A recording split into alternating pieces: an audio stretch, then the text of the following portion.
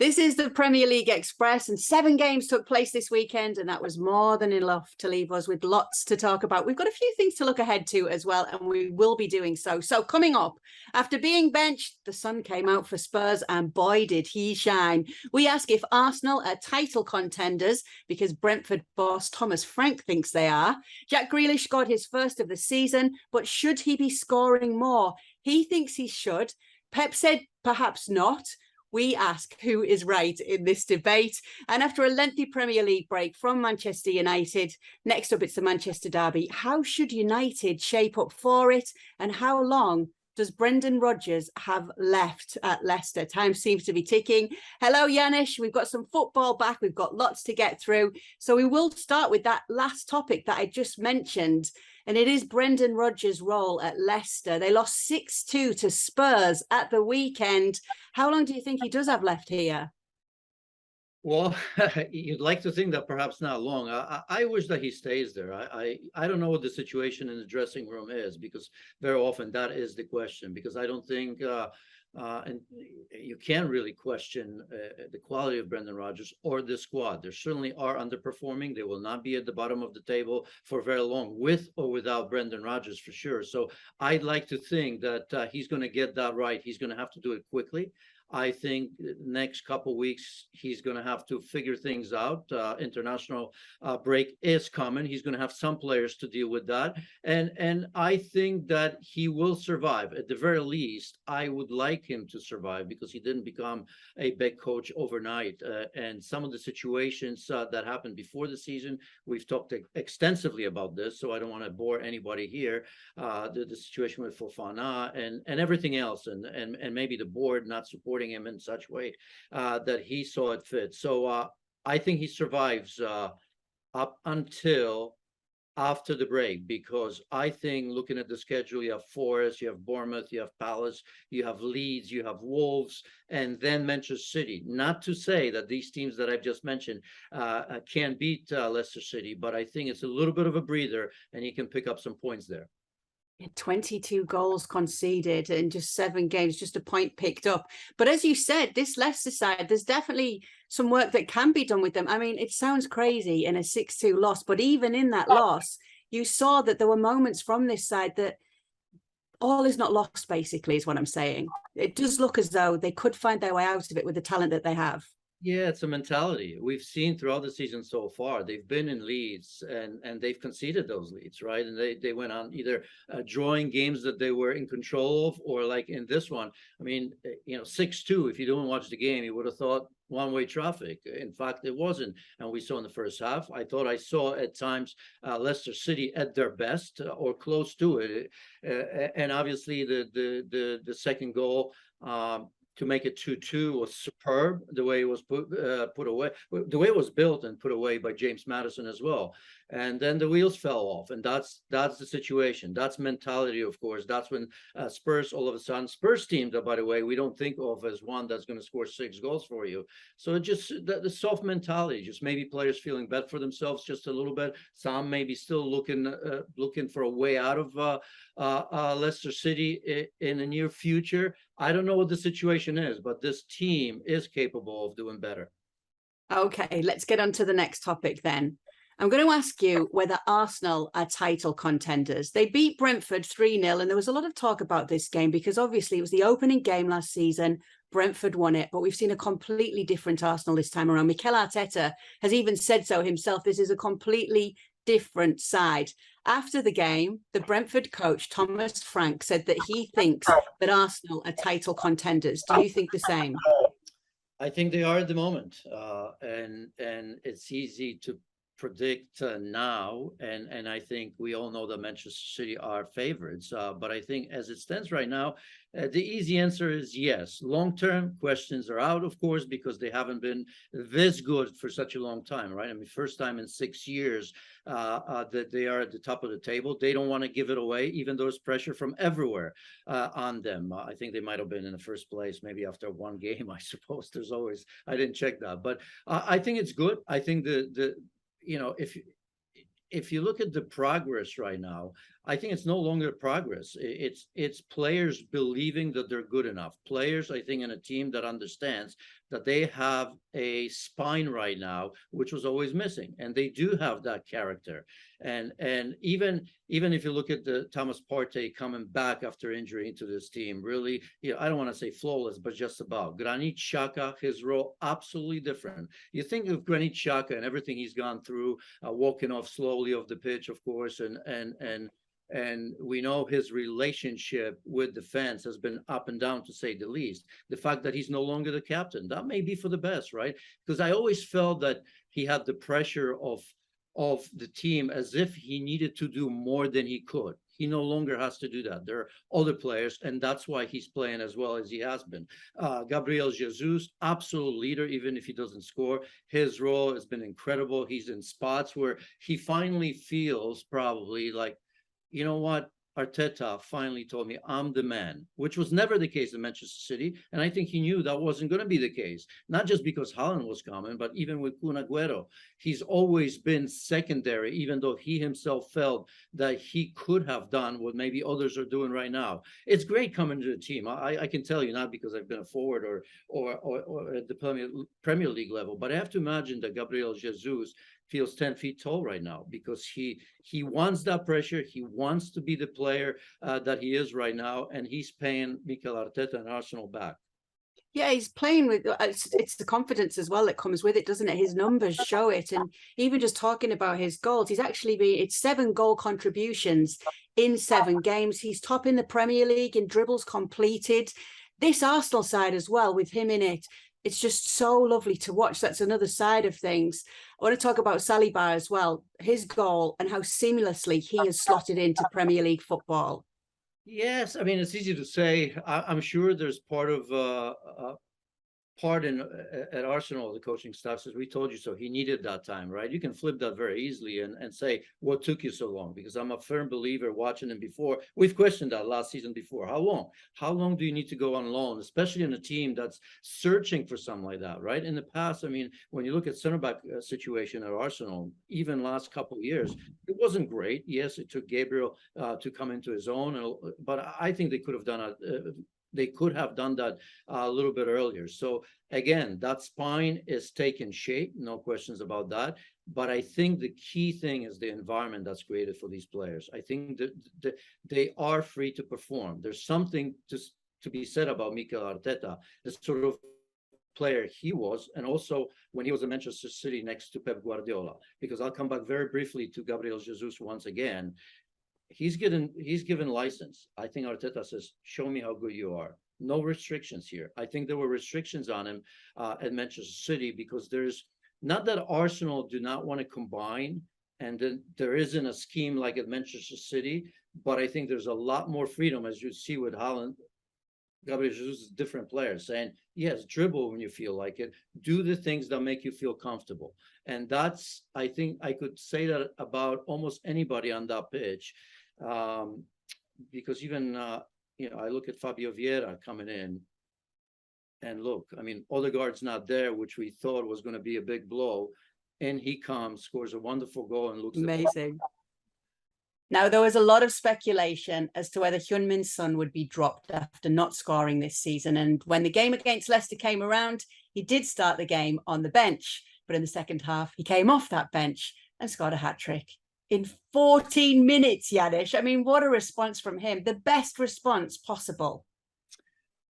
Absolutely. No surprise to anybody, I hope. This moment was always going to come. I think it's probably telling, and it's probably great that it came in this way, because even one goal would have been enough for everybody to feel good about themselves. Certainly Antonio Conte, Spurs fans, and Heung-min himself. But the way he scored that, and you probably remember the first goal. He had a player open. I can't remember right now who it was, but he took a risk. He wanted that goal badly, right? And it wasn't an easy one to score, that's for sure, because of the distance and because obviously a top corner with the quality that he did. Not that other goals weren't nice, because we've seen him already, but the first one was important because he was almost as if he was on a mission. He made up his mind, he went, and as I've said, with the player that was open, you kind of say to yourself, don't force this right now. Just be part of this build-up, be part of this important goal. But yet he took it himself, and look, I mean, I'd have to imagine that Antonio Conte deep down did it with a heavy heart, even though he telegraphed the fact that he was going to change things a little bit,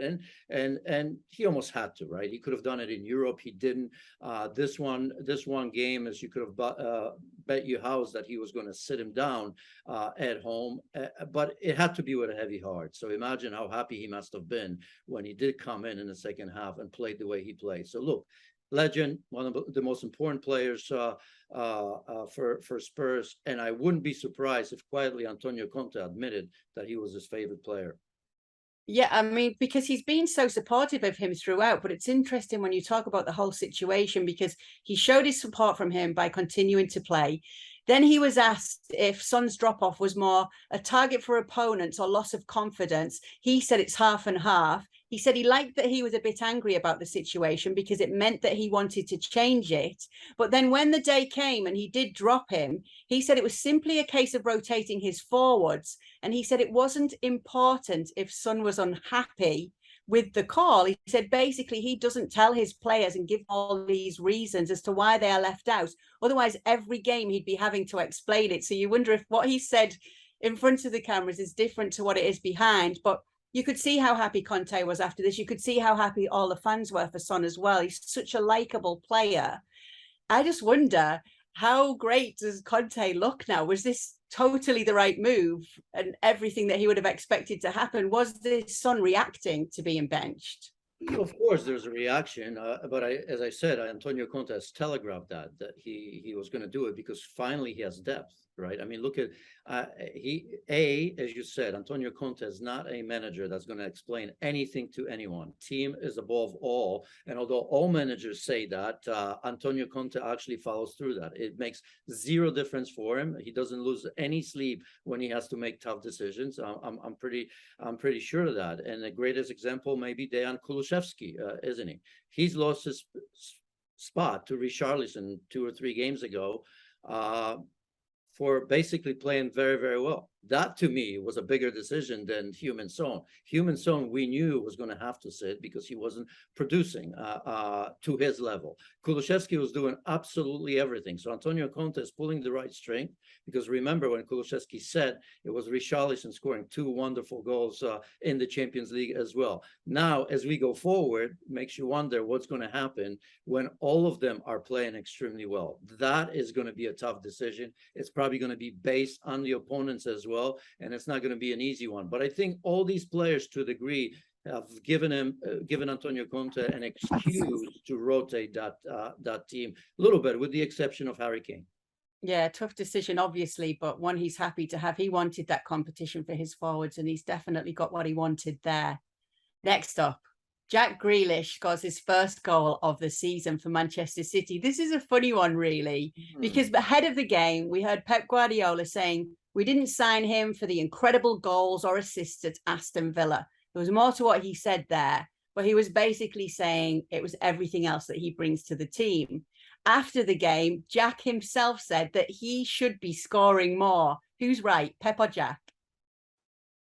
Well, I think that he needs to be scoring goals. Here's the situation, and I liked when I like Jack Grealish and the way he plays. I thought it was a good move when he went to Manchester City. Obviously, on one hand, Pep Guardiola has shown that he is willing to give him all the chances in the world, right? I don't know if it is to justify the price, part of it, or it was a big move. Pep Guardiola is not going to talk about money, but he understands that they've spent a lot of money to bring this player for him to be sitting on the bench and not contributing as such. Had a little bit of injury as of late, but came right back and into the lineup.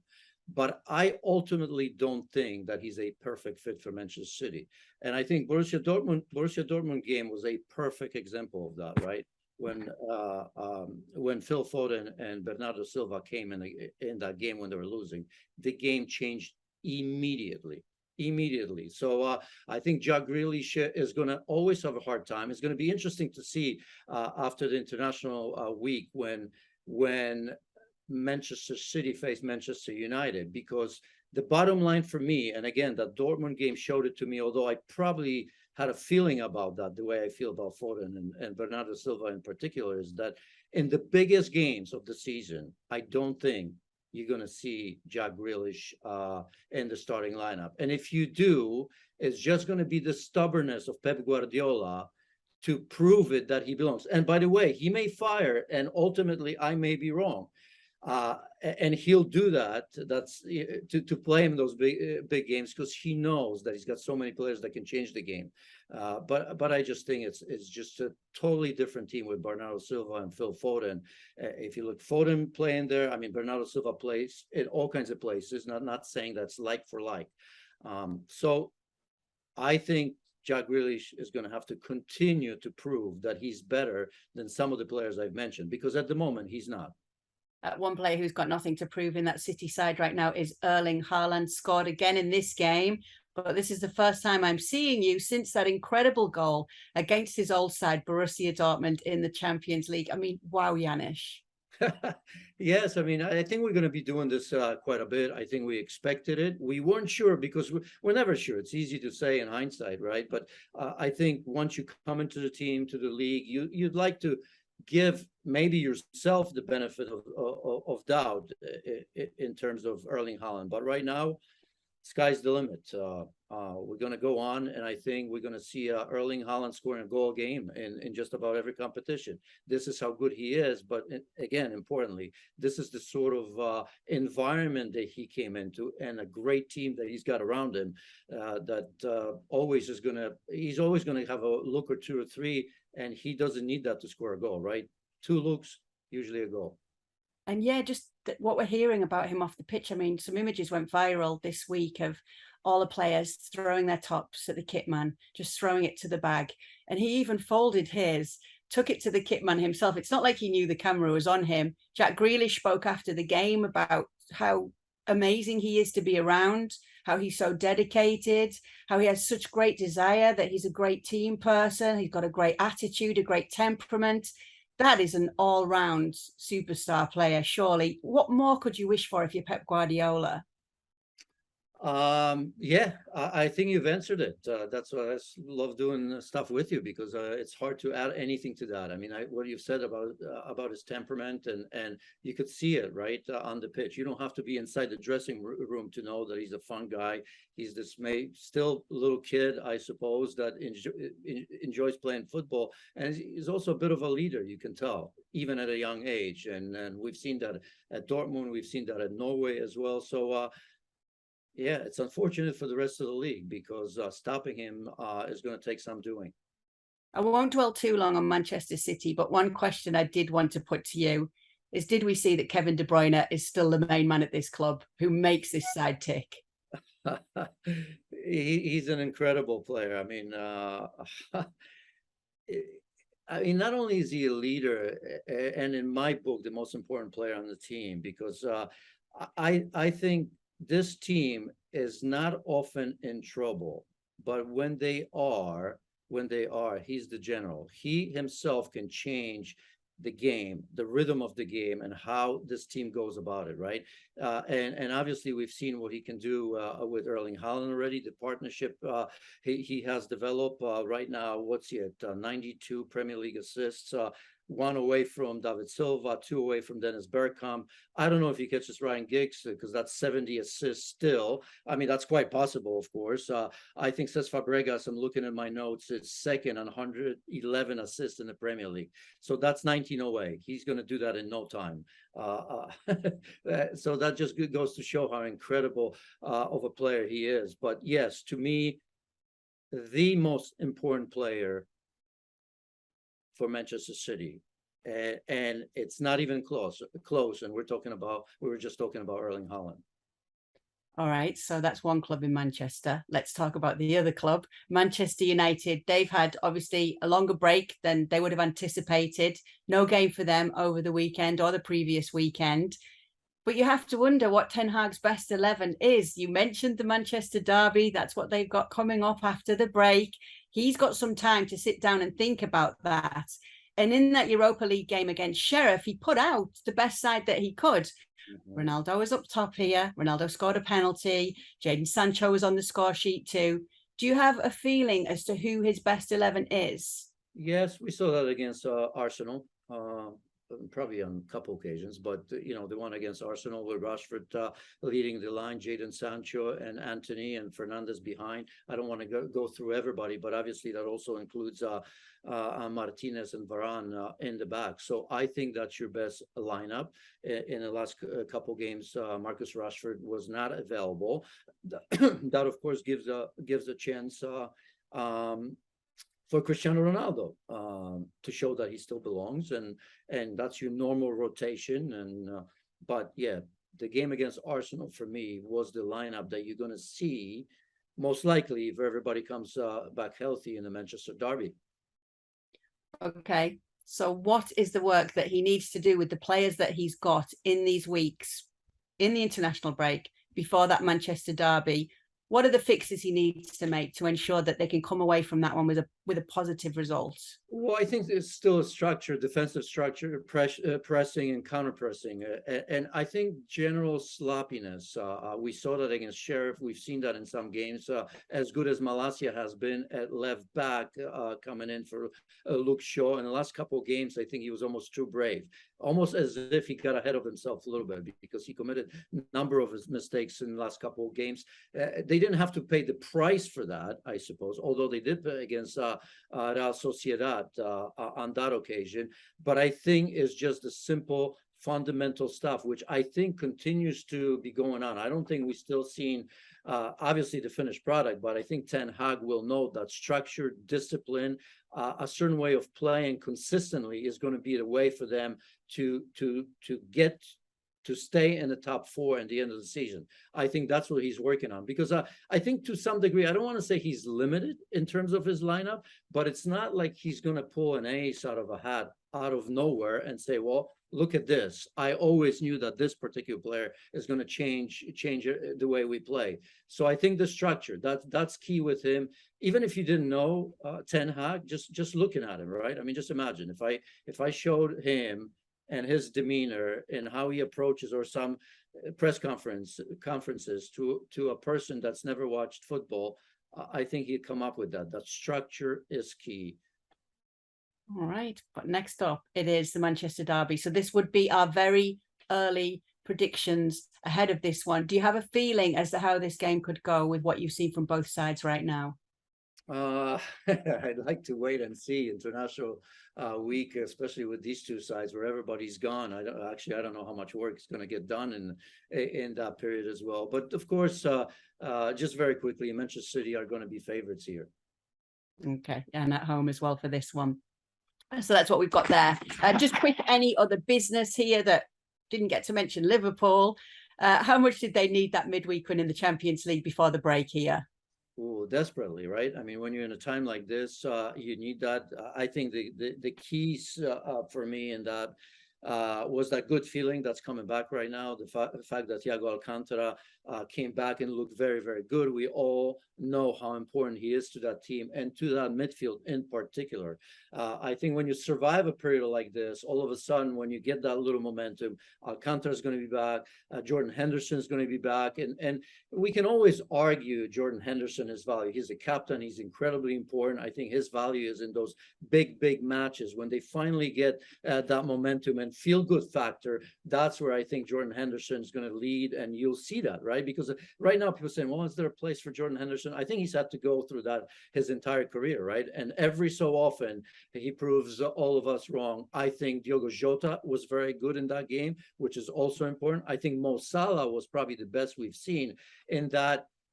Again, he was free. He was taking responsibility on his shoulders. He wasn't just out wide, kind of getting the ball at his feet, maybe not often enough, as I've said before. So I think a lot of positive. Joe Matip scoring as well is very, very important because Van Dijk a little bit off form. We've seen Gomez struggling a little bit. Joe Gomez struggling a little bit. Konate still injured as well. So I think it's good to know that you have that. And a set piece goal, Joe Matip. I always think of that. That when you think of Liverpool, between Konate, Van Dijk, and Matip, every corner you worry about, right? And we've seen that the last season and the season before as well. Yeah, and especially when the goal came. Brighton have found the replacement for Graham Potter. It's Roberto De Zerbi. Most people will remember him if they do follow football in Europe, in the Serie A, and the work that he did with Sassuolo. So that seems like a pretty good appointment so far, and you'd hope it goes well for him. But I want to move on to just quickly ask you, what is going on at West Ham? How are they down there in the bottom three, Janusz? Oh, here we go. David Moyes, I've questioned him a little bit before for those that didn't listen. I think David Moyes has done a tremendous job with West Ham, and maybe even better than many thought, right? But do you, I mean, after the last couple of seasons, there's a limit to what that West Ham and David Moyes can do, I think, right? We've seen that in the past. I mean, he's done a tremendous job with Everton in the past with zero budgets for the most part. And we all know that Everton team, how good they were.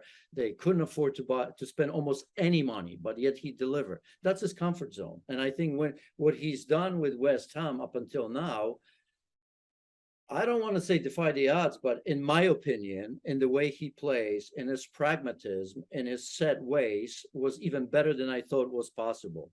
But I do have a feeling that West Ham want to be better than this. And we've said this before. I mean, their fans are second to none. They're incredible. They have a big stadium that they can fill. I mean, not only they fill now, but if it was a bit bigger, I'm sure they could get more fans in that one. So if they dream of being in the top four, if they dream to consistently being at that level, they need somebody to take them to the next step. Because I still think that to some degree, I look at West Ham and I say to myself, a cycle is maybe a little bit over. Even Thomas Suchek, as great as he's been, how far is he going? Declan Rice, how long is he staying there, right? Sufa on that right-hand side. When do we change that? And I look at this last game and I look at Skamaka. When is he going to integrate him? Ben Rama, who's been very, very good. Some will argue one of the best players this season, coming off the bench again. That pragmatism, the idea of maybe just sitting back and see what happens. Why not dictate from the beginning? Why not put the Lanzinis of the world? Why not have the creative players on the pitch right away, especially in a game like this, right? So I think the pragmatism only takes you so far. And sometimes the players in the dressing room have to feel that there's more to you than just being organized. I don't get the feeling that David Moyes can organize the attack in such way that you have play A, B, C, and D, where that creativity can come to forth, right? I mean, it just, I don't know if it's his fault. It's just the way he is. But I think there are players on the pitch there, Kay, that can do a lot more.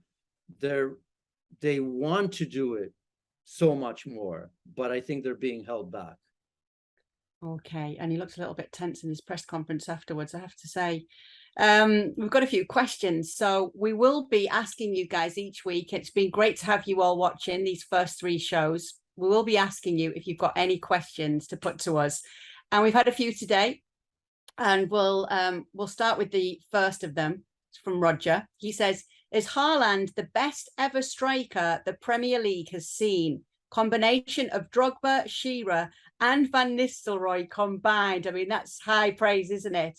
And listen, let's not worry about stats, achievements, all-time goals, whatever it comes to here. Let's just imagine you're a scout. You're looking at Haaland now, and these guys in their prime, where do you rank him if there were a power ranking of these strikers?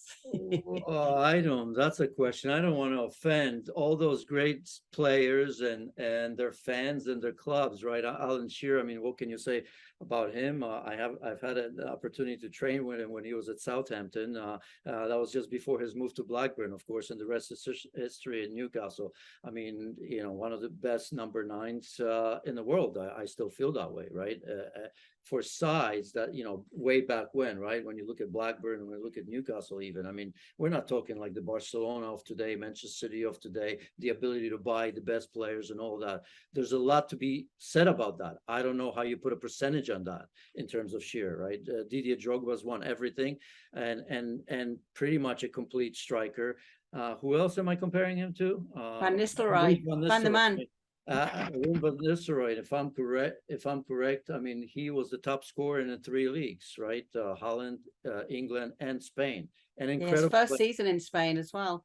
Right, an incredible striker as well. And he's young. He has the ability, but he is complete. If he stays healthy, I think his number of trophies are going to bypass possibly all of them. There is that possibility. So at this moment, I don't like to make that call. It's unfair to anybody. Most importantly, it's unfair to him at his age to say that he is as good or better than the players that have actually done that. He hasn't done it yet. I know he's done it Borussia Dortmund. I know how great he's been in Champions League, both for Dortmund and Manchester City at a young age. Because he's got more goals than games in the Champions League. So if you just think about that, his age, where he is in his career, then it's easy to say that, yes, he can be on the way to be better than all the three that we've mentioned. Yeah, and obviously it says a lot that questions are even being asked like this. It just shows the impact that he's made. Our next question is from Luis Jr.